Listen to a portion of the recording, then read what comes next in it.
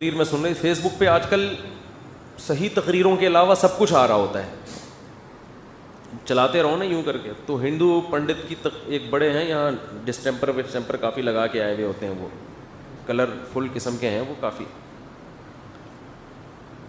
تو وہ کافی قوم سے خطاب کر کے ان کو سمجھا رہے ہوتے ہیں کہ یہ مت کرو, یہ مت کرو, یہ کرو, یہ جائز ہے, یہ حرام ہے, یہ ناجائز ہے. تو کسی نے ان سے پوچھا, وہ نہیں نیلے پیلے کلر بھی ہیں, کلرفل ہیں کافی. تو ان سے کسی نے پوچھا کہ ہم ان بتوں پہ اتنے اتنے کلو دودھ چڑھا دیتے ہیں, اتنے اتنے کلو دودھ چڑھا دیتے ہیں, تو یہ غریبوں کو پلا دیں اتنا دودھ, اتنا دودھ ہم کیا کریں, غریبوں کو پلا دیں, یہ بھگوانوں پہ جو چڑھایا جا رہا ہے اتنا دودھ. تو انہوں نے جواب یہ دیا کہ بھائی غریبوں کا اپنا حق ہے, بھگوان کا بولو اپنا حق. جس بھگوان نے اتنا کھلایا, اتنا پلایا, اتنا گائے بنائی, جس نے یہ ساری نعمتیں دی, تو آخر اس کا بھی تو کوئی حق ہے یا نہیں ہے؟ اصولی طور پر جواب صحیح ہے, اصولی طور پر, کہ اگر واقعی بھگوان نے یہ سب کچھ کیا ہے تو بھگوان کا بھی تو کچھ حق بنتا ہے کہ نہیں بنتا. دیکھو یہی دلیل ہم قربانی میں دیتے ہیں نا. ہندو نے ایسی دلیل دی جو مسلمان علماء کس کے جائز ہونے کی دلیل دیتے ہیں, قربانی کی. غیر مسلم کہتے ہیں اتنے جانور, لاکھوں تم کروڑوں جانور ایک دن میں کاٹ دیتے ہو, اس میں ضائع بھی ہوتا ہے بعض دفعہ. یہ اگر اسٹور ہوتا, پورے سال کٹتا رہتا, تو ڈسٹریبیوشن ایک خاص طریقے سے ہوتی, پورے سال گوشت ملتا لوگوں کو. یا اتنے پیسے غریب بچی کی شادی میں تم لگا دیتے, اتنے پیسے کسی کے گردے کے علاج میں لگا دیتے تم, ہے بھائی, اتنے پیسوں سے کسی غریب کی غربت دور کر دیتے. تم نے کیا بڑے موٹے موٹے کٹے لا کے کاٹ دیے تم. یہی اعتراض لبرل لوگ کس پہ کرتے ہیں, بولو نا, قربانی پہ. تو یہی اعتراض ہندوؤں میں جو لبرل لوگ ہیں انہوں نے, پنڈت لفظ ہوتا ہے, پنڈت ہوتا ہے بھائی, پنڈت جی, پنڈت نہیں پنڈت میں نے سنا ہے, پنڈت جی پہ کیا سنا ہے, پنڈت ہوتا ہے. تو پنڈت جی پہ کیا اعتراض کیا کہ جی یہ جو آپ اتنے چڑھاوے ہم چڑھا رہے ہیں بھگوان پہ, تو یہ دودھ ہم کسی غریب کو کیوں نہ پلا دیں. تو انہوں نے ارشاد فرمایا کہ غریبوں کو بھی, ان کے دامت برکاتہم نے فرمایا کہ غریبوں کو بھی پلائیں اور بھگوان کا بھی آخر کچھ حق بنتا ہے, اس کو بھی پلائیں. یہی جواب ہم قربانی کے موقع پہ دیتے ہیں,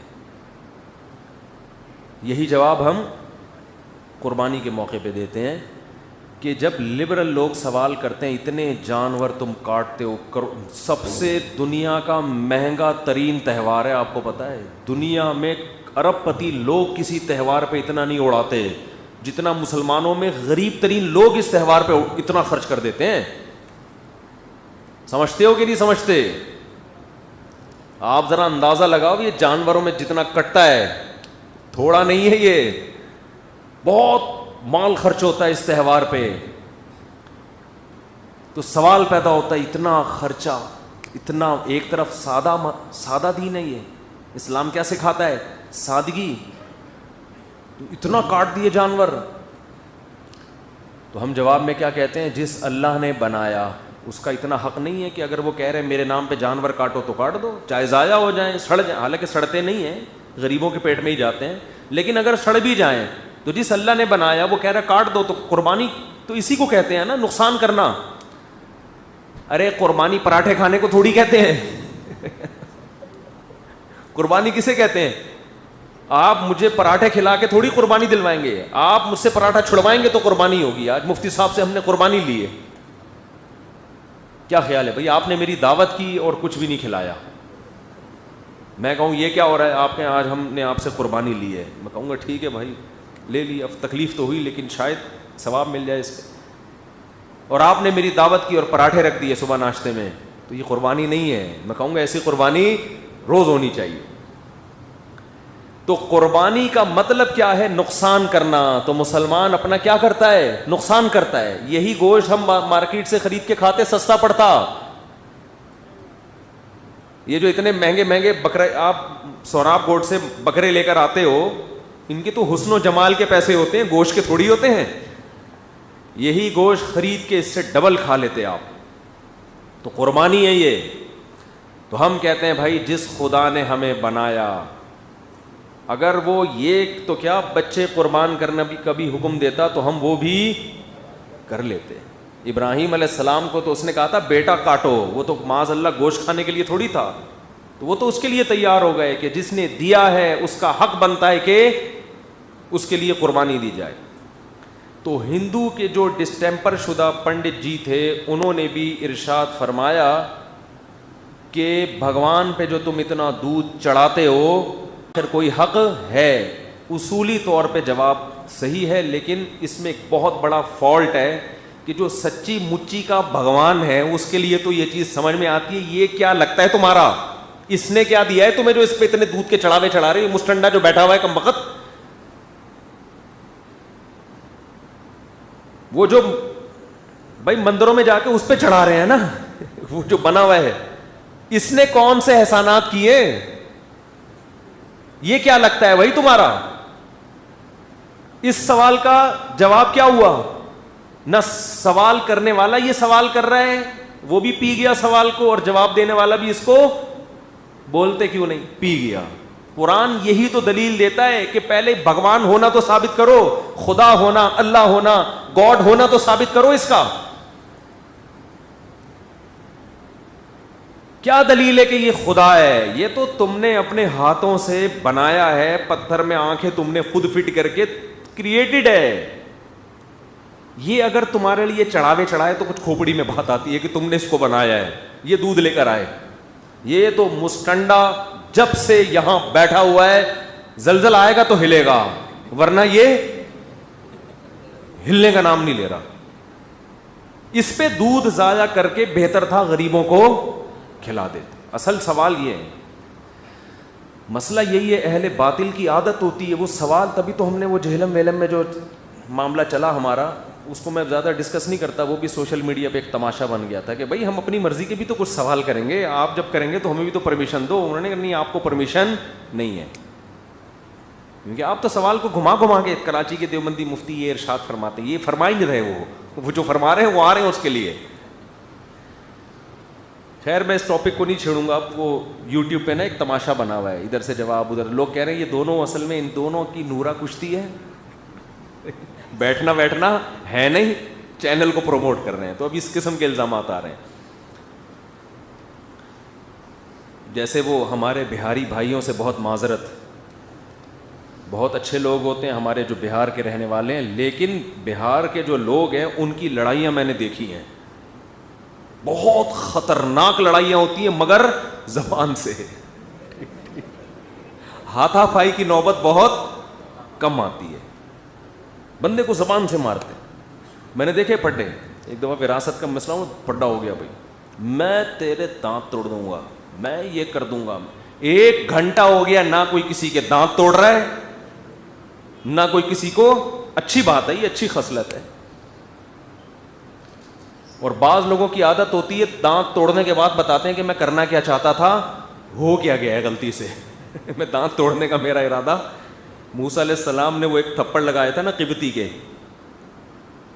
تو حضرت موسیٰ کا اس کو مارنے کا ارادہ نہیں, جیسے ہی لگایا وہ انا للہ ہو گیا اس.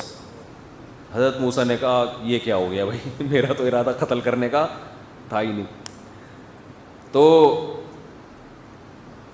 بہرحال پڑھے لکھے لوگ ہیں بہاری بھائیوں میں, میرے قریبی دوست ہیں بہت سارے, ایجوکیشن کا ریشو ان میں زیادہ ہے, ذہین بہت ہیں, تبھی لڑتے نہیں. ان کو پتہ ہے میں توڑوں گا تو وہ بھی توڑے گا ساتھ, تو بولنے سے توڑو بس. ان کو پتہ ہے کہ میں نے توڑے تو وہ بھی, دونوں بغیر دانتوں کے گھومیں گے. تو اس سے بہتر ہے کہ دھمکی دو, توڑو نہیں. اچھا کرتے ہیں, چنگا کرتے ہیں. تو کیا بات چل رہی, ہاں وہ بھی اسی پہ یہ کہ یہ آپس میں نا کیا کر رہے ہیں, نورا کشتی ہو رہی ہے. ابے میں آ رہا ہوں, وہ کہہ رہے آ جاؤ, وہ کہہ رہے اچھا میں آ رہا ہوں, وہ کہہ رہے آ جاؤ, وہ کہہ رہے اچھا میں آ رہا ہوں. اس لیے میں نے یہ ٹاپک چھوڑ دیا ٹو دا پوائنٹ بات کر کے. پھر وہ ٹو دا پوائنٹ کا جواب اتنا لمبا آیا کہ میں نے کہا آؤٹ آف دا پوائنٹ ہوتا تو پتہ نہیں کیا ہوتا. ٹو دا پوائنٹ اتنا لمبا ہے 17 منٹ کا, آؤٹ آف پوائنٹ ہوتا تو 6 مہینے کا بیان آتا پھر میرا خیال ہے. خیر آپ کہیں گے کہہ بھی رہا ہوں کہ بات نہیں کرنی, پھر کرتے بھی جا رہے ہیں. تو اصل سوال یہ تھا کہ یہ جو تم اس کو اتنا بھگوان کو دودھ پلا رہے ہو تو یہ کون ہے, اس کو کس نے بنایا؟ یہ تو تمہارے ہاتھوں کا بنا ہوا ہے. اس کی کیا دلیل ہے کہ یہ جو اصل خدا ہے آسمانوں میں یہ اس کا نمائندہ ہے زمین پہ؟ اس کی کیا دلیل ہے؟ اس کی تو کوئی دلیل کسی کے پاس نہیں. ایسے تو کسی کو بھی بنا لو, بندر کو بنا لو, کوئی بھی بندہ بیٹھ کے کہنے لگے لاؤ جی 10-10 کلو دودھ لے کر آؤ میرے لیے, چڑھاوے چڑھاؤ. آپ کیوں بھائی؟ میں بھگوان ہوں.